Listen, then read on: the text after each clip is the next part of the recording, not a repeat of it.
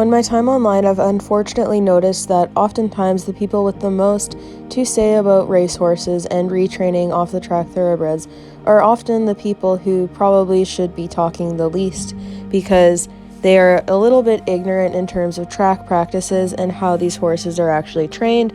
So I just wanted to do a video talking about this because I see a lot of damaging information coming out about horses on and off the track, and it leads to a lot of misconceptions and also people blaming a lot of behaviors that they create in their horses after buying them off the racetrack on the fact that they once were a racehorse, which I don't think is fair to the horses at all. So anyways, in daily life at the track, the horses are typically taken out for a gallop around 6 days a week because there's one day of the week that the track is always closed.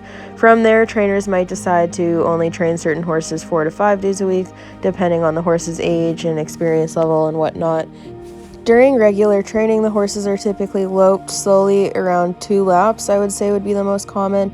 And then a lot of trainers also do a jog lap where you can either go backwards and stay on the very outside rail and take them to the right, or you can jog them forwards, and it really just depends on the horse and the trainer. But when they are regularly working, they are going quite slow and just loping along or doing a slightly faster than normal canter. When they are breezing, they go fast, and this is a gallop pace. And this is kind of the equivalent to someone doing a heftier jump school where the horse is trying a lot harder and doing a lot more stuff physically. So it's not something at all that they do anywhere close to daily, not even close. The horses are not hitting a true gallop anywhere close to daily. And if I had gotten on these horses and made them gallop daily, I would no longer be working at the track because I would get fired. So on the racetrack, regular training is typically referred to as galloping, even though the horses are not doing a true gallop, they are cantering. And then when they are actually doing a true gallop and training fast, these days are referred to as breezes or work days. And generally speaking, when you're doing a work day, it'll be timed and you'll go to the steward and then they'll time you and it'll be published in a book. So it's recorded, and they use these recordings to ensure that the horses are fit for the races that they're competing in. And you can also do untimed works, but they have to be under a certain length. You can't work a horse like the whole track without declaring it. So these are stuff that people just do not do super frequently because it doesn't foster soundness in horses. So most of their training is just loping along and doing some jogging and whatnot. And the other thing that a lot of people don't realize is these horses also have lead changes. When they're going into the corners, they swap to their inside lead, which is the left lead. And then when they're coming out of the corner, they'll swap back to the outside lead. And they do this so that they don't fatigue as quickly in races, because if they just stayed on one lead the whole race, it would be a lot harder for them to keep up with everyone and not get fatigued on that lead. A lot of people will get horses off the track and then say, no, my racehorse is different, they don't have lead changes. And while some racehorses don't have as good of lead changes as others, the vast majority of them do have a change. They just might struggle to get a clean change in an arena compared to a large track, because it definitely is a lot easier to get a good change when you have this much area of straight space and super wide forgiving corners. So it's easier for them to get their changes on the racetrack. So even if you get a horse off the track that had a change, they might have a harder time getting a lead change in an arena, but they still understand the concept of lead changes because it's quite important during their races and during their training on the racetrack. When actually given justice in retraining off of the track, I find that these horses are a lot easier to get going and a lot less spooky than other types of young horses, because they see so much traffic and commotion at the track that they're typically super sensible and easy to handle. But a lot of people just kind of expect them to be crazy, and then I think they feed off of that, and the people inadvertently make what their misconceptions think come true because of how they handle the horses, and they'll be handling them scared and stressed, or they'll try to take things too fast or have weird expectations because they're kind of misled about what they know at the track, and then the horse reacts negatively as a result. Like, for example, these horses are always legged up out in the alleyways and the barns. We don't use mounting blocks typically at the track, so you get legged up, and typically you'll get legged up at the walk.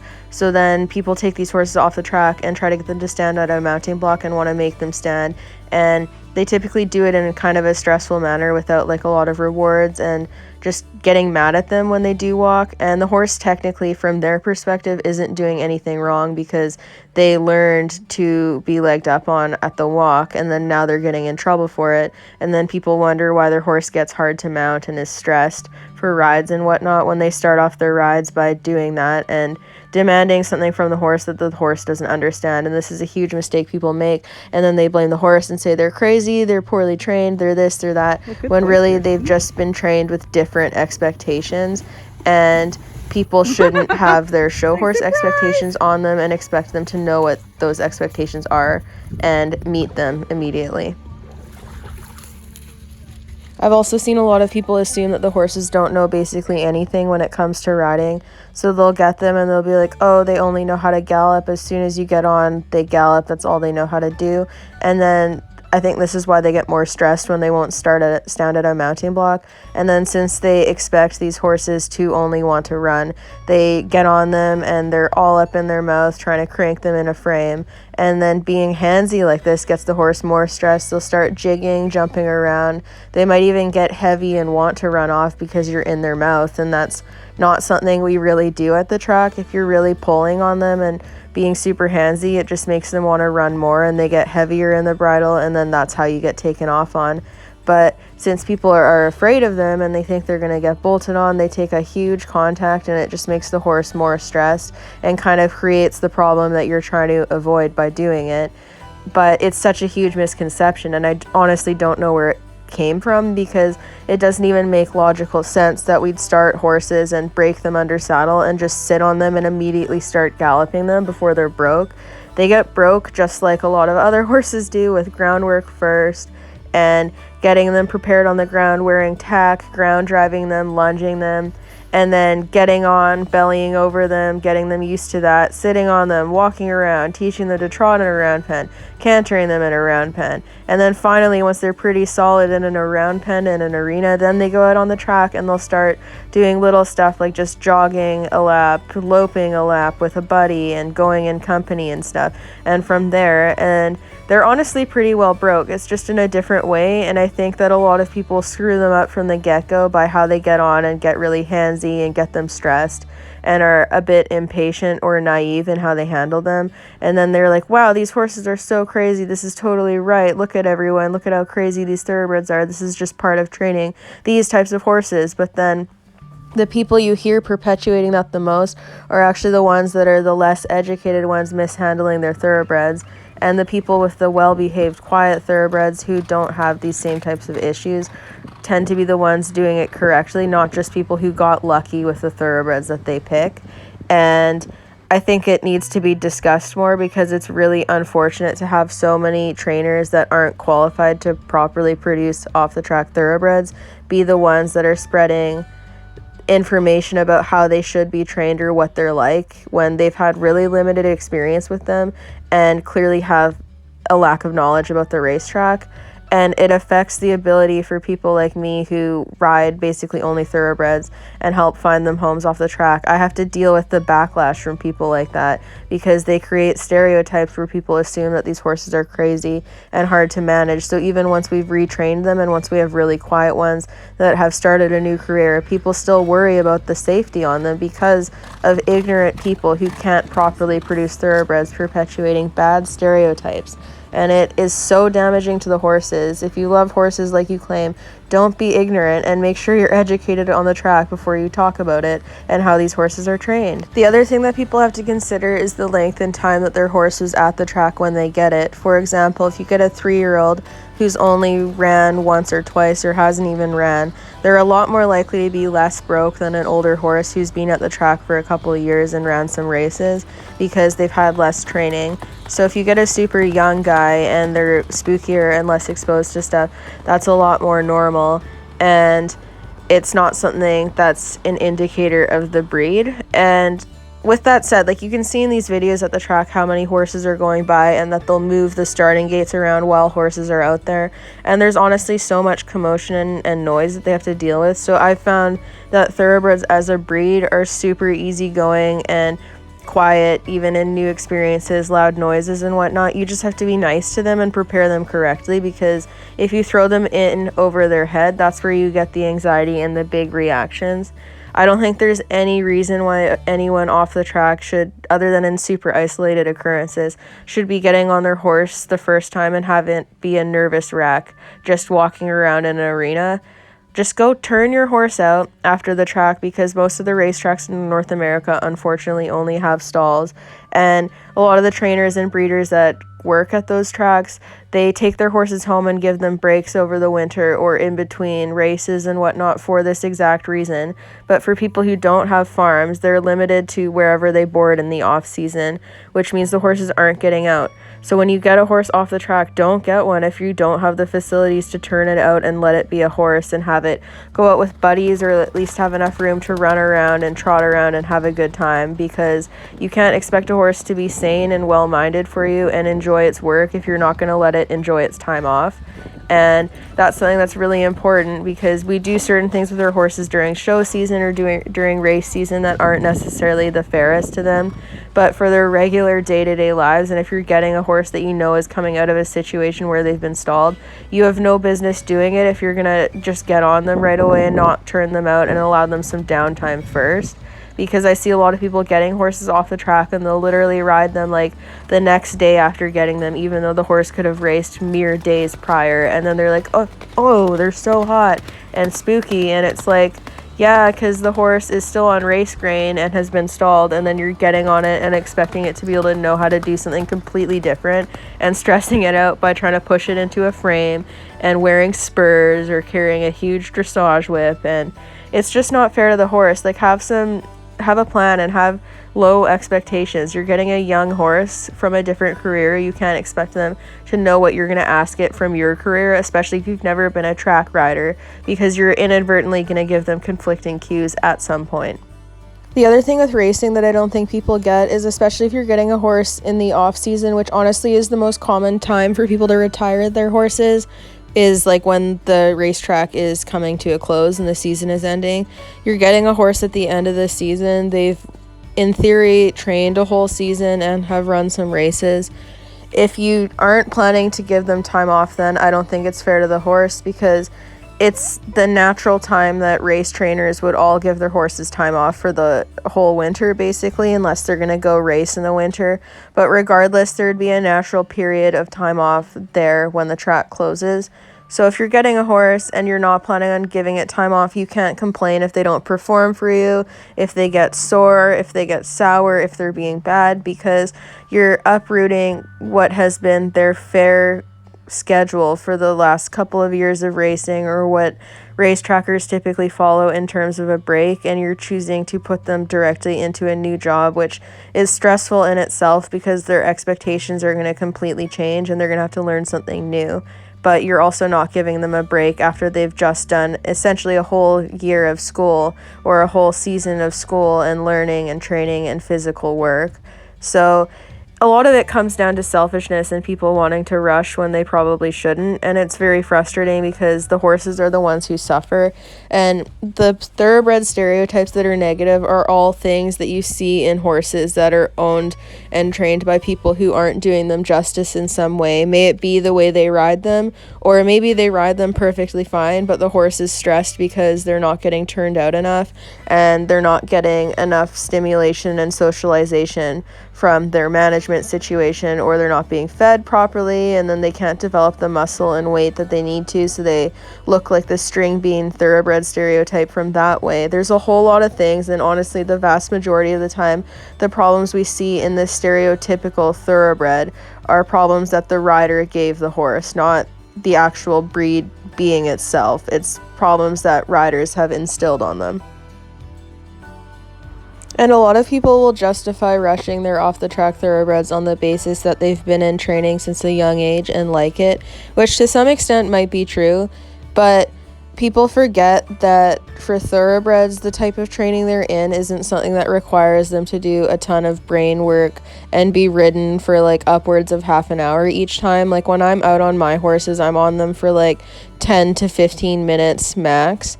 and then they are done. And they're not doing heavy circling, they're doing a lot of straight line work. They're always packing light riders and light tack. They don't have to pack heavy amounts of weight. So for the young horses, the straight lines and the short riding times and really light riders, that all makes a massive difference. And then with the race trackers, I would also say they're some of the quickest and most consistent to give their horses lots of time off, because with show horses, it's not something I see a lot of training barns doing where horses get the entire winter off. They might get a week or two off here or there, but unless the horse is unsound and needing to rehab a specific injury, it's not super common for people to give their horses several months out of the year off, whereas with race horses, it definitely is. So that's another thing to consider, is that a lot of people love to vilify racing, but show horse people push their horses just as hard in different ways and don't give them the same amount of time off that you typically see in racing, but they love to blame all of the problems that they have with their off-the-track thoroughbreds on the racetrack, or frame them as being rescue horses, even though a lot of the race horses that I see and know at the track look their best at the racetrack, and it's certainly not uncommon in their new homes for people to be unable to feed them properly and have them drop weight, lose muscle, and just not look as good as they did at the track. But for whatever reason, when they're at the racetrack, they're viewed as abused. I just think that more people need to look critically at how they are handling the horse and how the horse is reacting to the handling they are giving it, rather than blaming all of the problems on the racetrack, because I've ridden far too many horses that were absolute dolls to gallop at the track and super easy to handle, only to hear down the line in their new homes at some point, may it be after being retrained by someone else and then sold on, but at some point they have problems come up, like one horse rearing up in hand and being difficult to handle in hand, despite the fact that the horse was never hard to handle at the racetrack, and then having people blame the racing owners for this when the only change was them. So if the horse starts rearing in hand constantly for them, then they're the problem, and that's something that they need to address themselves instead of just finding the easy scapegoat, which is always the racetrack. And I wish it was more common for people to do that, because it's really unfortunate for these horses to have bad things happen to them in their new homes due to the new homes rushing and being unfair to them, but then have the blame for that always be redirected to the racetrack when they have nothing to do with it. And unfortunately, even when you do look for really good homes, there are so many people who have good references and think that they are capable of handling these horses and doing right by them, but then they rush when they get them, and they end up doing bad by the horse and being unfair to the horse, despite having experience that should lend them well to producing the horse well. But then the horse ends up suffering, and it's almost always blamed on the track, or they'll find other excuses and try to justify the behaviors as being normal when retraining a thoroughbred. And when I started out working with them, this is also definitely something I did too, because it's easier to blame it on someone else than yourself, or to make it out as being, oh, this is just part of retraining them and it's part of the adjustment period. But at any point, you should be trying to limit stress as little as possible instead of pawning it off as being the problem of the racetrack or how these horses are, especially if you've not ridden tons of them. Like, for people who work predominantly with thoroughbreds and retrain them off the track and gallop them on the track, if they were to say that, I'd handle it a little bit differently, but they're generally not the ones that say these types of stereotypes. It's the people that have had like 3 thoroughbreds or getting their first thoroughbred off the track but have had friends that have had them. It's people with very limited experience with them calling the shots on what they're like and spreading it to huge followings, and it's so detrimental to the horses. And in all honesty, having racehorses shipped to slaughter after racing, those problems are so minute compared to what people think. Like, quarter horses go to slaughter at double the rate of the thoroughbreds, but no one talks about that. And then the other thing with the thoroughbreds is that there's enough tracks that have policies in place to deter people from shipping to slaughter that it's not worth it. Plus, like, for me as a consigner for many off-the-track thoroughbreds, I've never sold one for anywhere close to meat price, so financially for the owners it doesn't even make sense, let alone emotionally, which they'd never want to do it. But unfortunately, a lot of people do get thoroughbreds off the track and then can't handle them and then sell them, and they'll sell them as like dangerous or this or that, and then those are the horses that are more likely to fall through the cracks. It's not always the racetrack that has them fall through the cracks. There's a lot of people that do thoroughbreds dirty after the track, and anyone perpetuating these stereotypes or showcasing their very stressed out off the track thoroughbred that they got and trying to make it out as being a normal part of training, they're perpetuating these problems, and I have a problem with it. So that's why I'm making this video.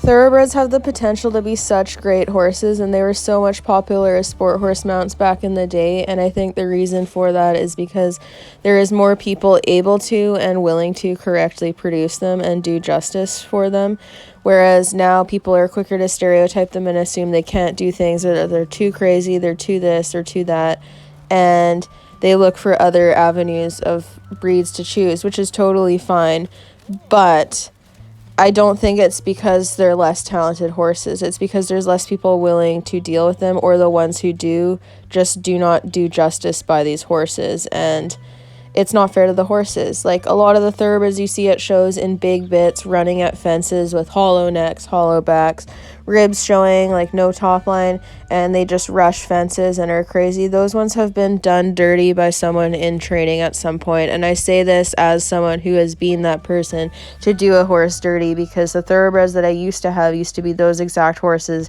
that were too skinny, under muscled, not properly trained on the flat, and then were jumped too soon and became rushers as a result that just looked super bad over fences.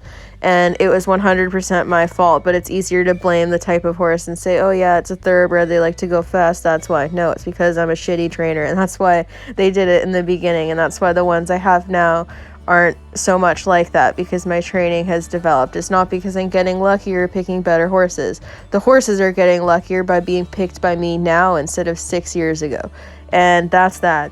So this was basically just a long-winded rant of videos of my horses, my off-the-track thoroughbreds, and the horses on the track that I gallop doing things, because thoroughbreds are such amazing horses. I've never ridden a more willing, brave breed. And yes, they're sensitive. If you get really mad at them and you're rough on them, they're more likely to react and have big reactions or carry baggage from those experiences than some other breeds might be. But if you're nice to them, they'll do anything for you. They're brave. They typically don't refuse fences. And they're very versatile horses who are super willing and athletic. So you can't really go wrong with all of those pros so long as you do right by them. So the purpose of me making this video is essentially just to hopefully give another perspective and have people think more when they catch a video of someone with a thoroughbred who's acting crazy and promoting the stereotype, and the person's blaming the horse or blaming the racetrack or saying misleading things at the track, like, oh, they only know how to gallop at the track. Next time you see something like that, take that as a sign the person lacks the experience to deal with a thoroughbred, not that thoroughbreds are crazy, because all of the people who work the most extensively with thoroughbreds and have the biggest pool of data in terms of horses they've worked with to make these bold generalized claims, they're not the ones that do that. It's always the people who have limited experience and essentially get a thoroughbred as a means to brag and flex their training skills or have some clickbait for YouTube or Instagram. And it's not fair to the horse, and for people like me that are trying to sell these horses and promote the breed and increase the popularity of the breed, it is incredibly frustrating, because these people single-handedly ruin the outlook of thoroughbreds to their gullible fans and followers just by posting stuff that they post for clout and clickbait, and I'm tired of it. So if you have any questions about the racetrack, please ask me and I will answer, and I'm always happy to showcase my young horses doing things and being well-behaved citizens, because that's what the vast majority of thoroughbreds are if you're just nice to them and actually set them up for success. So if yours aren't meeting those expectations, or you're always having very much anxiety every ride post-track, reconsider your methods and how you're handling them, because there's a 99% chance it's your fault. Anyways, I hope this video makes people have a little bit more appreciation for the people who work with thoroughbreds and breed them and offer them available as sport horses later on in their lives after their racing careers, because The breeders put in significantly more money to breed the horses than what you would see with like warm bloods and other types of sport horses, because they allow artificial insemination. With thoroughbreds, it's all live cover, so you either have limited stallion options or you have to pay to send your mare off to be bred elsewhere. Like, we have people who send their horses from Vancouver, BC, Canada to Kentucky, which is like a $3,000 US round trip just for the hauling, and that's not factoring in breeding board, stud fee, and then all of the fees for the vet to get the foal on the ground. And then from there you have race training fees, training to get the horse started under saddle, like all the feed and board for however long they have them. And then they're still offering these horses to people for like between like $1,500 to $5,000, and their broke walk trot canter with bleed changes typically aren't spooky. And then people still blame these owners and breeders when they ruin the horses after getting them off the track. So just reconsider and be more appreciative, because we wouldn't have any warm bloods or anything without the thoroughbred, and we also would be lacking in a lot of vet medicine advances without racing. So be nice to race trackers and start holding your friends who ruin their off the track thoroughbreds more accountable, instead of blaming all of their problems on the racetrack, because there are tons of show horse people that ruin horses, whether they're thoroughbreds or not, that need to be held accountable instead of having it be pawned off onto other industries, and then they never get to be forced to change because they don't get held accountable. Be nice to race trackers, appreciate your thoroughbreds. They're good, honest horses who will do what you ask and will work hard for you. You just have to be nice to them and be conscious of their feelings. Don't rush them, don't confuse them, don't get mad at them for not knowing what you want right away, and don't get mad at them for things that they were taught to do at the track, like being mounted at the walk. Be patient, they're learning new things. If you rush them, it almost always takes longer and you get a less nice horse. So be patient and don't rush. And if your horse is really anxious under saddle the first few rides, that's a commentary on how you have set up your first few rides on them. So deal with that instead of saying it's because they're a racehorse. Thank you.